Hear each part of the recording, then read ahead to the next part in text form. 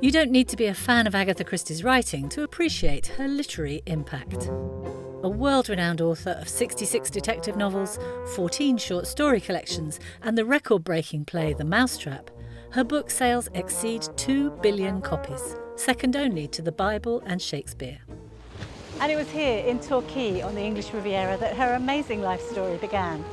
I've joined a Travel Editions weekend themed tour that delves deeper into that story. And where better to start than with a stroll along the prom on what's now known as the Agatha Christie Mile. Our base for the weekend, the Grand Hotel, marks one end of the Agatha Christie Mile, and the Torquay Museum is at the other. It was there I chatted with our tour manager Jane Tapley about Agatha's Torquay connections. This was actually your brainchild, wasn't it, this tour? It was indeed, and I think it has to be located in Torquay because that's where Agatha was born, where she spent her idyllic childhood, and where she came frequently for 50 years. Yes. I mean, it really influenced her novels. They appear in 14 of them. They're based in the area in Devon. So really, the associations here in the town is very important. Yes, and you've given us a wonderful lecture, giving us some context. But we're visiting all these places connected with her life.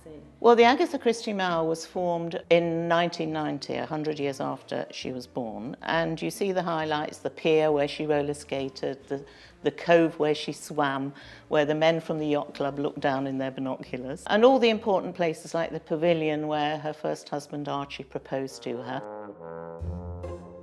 Our Agatha Christie immersion continued with a trip to Greenway, the summer residence she bought with her second husband in 1938.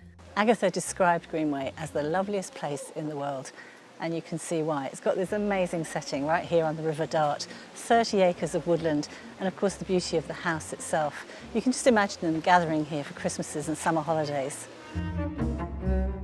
Agatha's grandson Matthew donated Greenway to the National Trust, and they've maintained the family's personal artefacts along with the extensive collections of archaeological finds, china and, of course, books.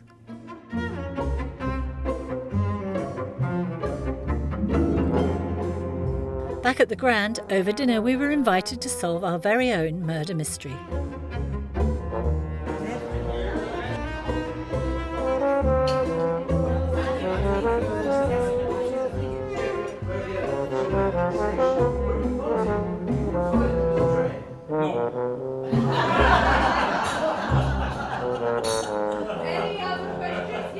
The second day of our tour took us to another of Agatha's haunts, spectacular Burgh Island.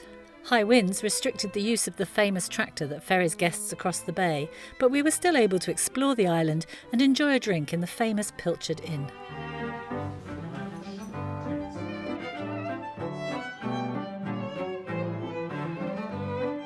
Burgh Island has a wonderfully restored 1930s Art Deco hotel, a place dear to Agatha's heart, of course, inspiring 2 of her novels.